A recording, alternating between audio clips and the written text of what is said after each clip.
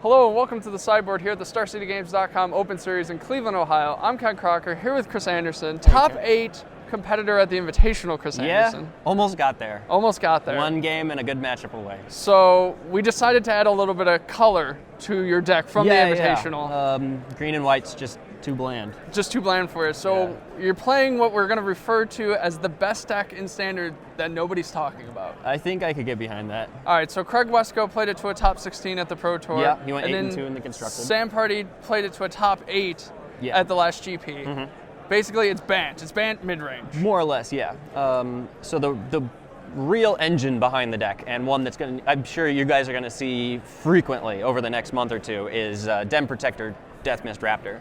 This is just Deathmist Raptor comes down, he trades with something because he's got Death Touch. Sure. Then you play a Den Protector, unmorph it, Deathmist Raptor comes back, you get something else back, like maybe another Den Protector, and just loop them.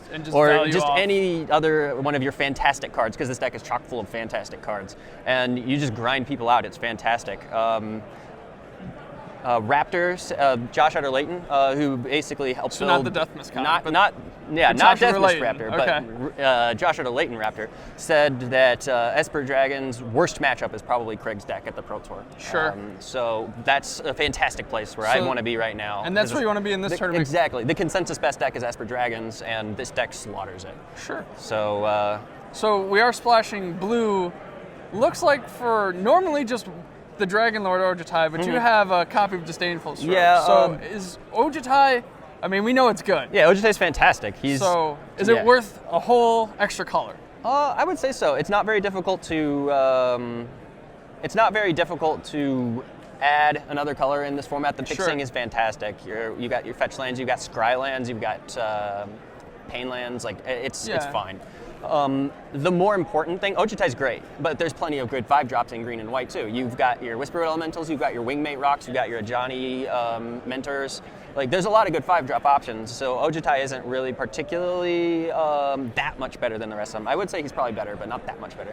The real important part, though, is getting your blue sideboard cards, because the blue sideboard cards are just amazing in this format right now. You got Disdainful Stroke, Negate, Encase in Ice, all kinds bunch of counter spells to help in some of the control matchups, maybe. Basically, yeah. It allows you to get on the board early and keep that lead.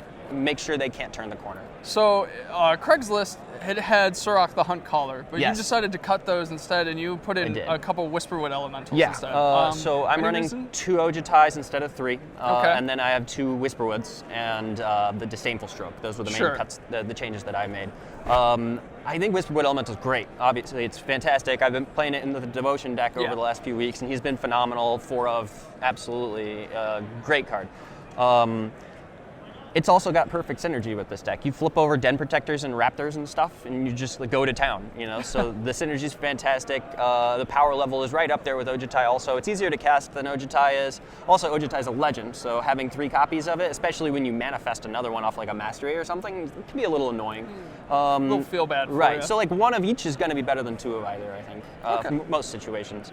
The problem with Surrak that I was having is he's a great card, don't get me wrong, but he doesn't actually do anything. He's just a vanilla dude. And he's got haste, and he gives your other guy haste, that's great, but you're usually a little bit ahead already, and it's nothing that Whisperwood in its place wouldn't be able to take down. The curve is a little bit stranger. It's not quite as good as it was, but I think I'm okay with that, just because you've got 8 mana dudes. It's not difficult to get up to 5 mana, as opposed to 4 mana, 24 lands, 8 mana dudes.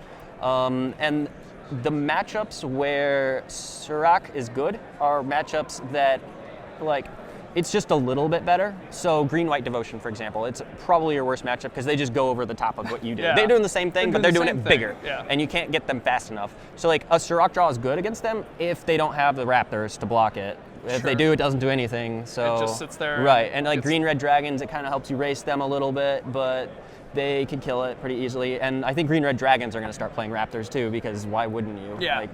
The card's insane. So yeah, I decided to make my deck a little bit slower, a little bit better in the mirror match, which I thought was going to be a pretty big thing, because I thought this deck was fantastic, and other people who figured that out this week also.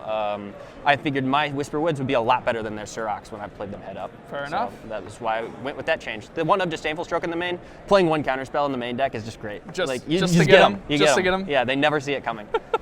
So, and finally, we're going to talk about a couple of your removal spells. You have Valorous Stance and Dromoka's Command. So I have to assume the Valorous Stance is just kind of one of those things where you're trying to hedge against the Esper Dragons deck. It kills dragons. It kills some of the bigger green guys too. It kills all kinds of stuff. Like it kills Siege Rhinos, it kills Whisperwood Elementals, it kills And we've seen Ojutais. Dromoka's Command in a lot of Abzan decks as well. So would you say that Dromoka's Command is probably better in this deck than in Abzan decks, or where would you put that? I think it's probably about the same. There really isn't anything about this deck that synergizes that card better as opposed to the Abzan deck. Well, they're kind of doing similar things anyway. I assume you're talking about the Abzan Raptor deck, or are you talking about like Abzan Aggro? I mean, all the Abzan decks seem to be running it lately. Yeah, Dromoka's Command's great with Raptor because it's Death Touch and Fight. You know, it's great. Out of the board, I play Hornet Nests also, which are fantastic with Fight.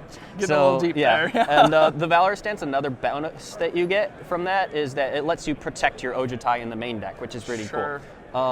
So attacking with Ojutai, you attack for 5. They like have a removal spell for it. You're like, nope, I've got protection. Which is in the sideboard, you're bringing in like negates and stuff, so you've got ways to protect it. But having him in the main deck. And the main deck is awesome. Yeah. All right. Well, thank you very much, Chris. I appreciate you taking the time to side us in from the sideboard. Absolutely. It's been Good fun. luck with the rest of your rounds. Thanks so much. All right, stay tuned for more standard action here at the Open Series in Cleveland.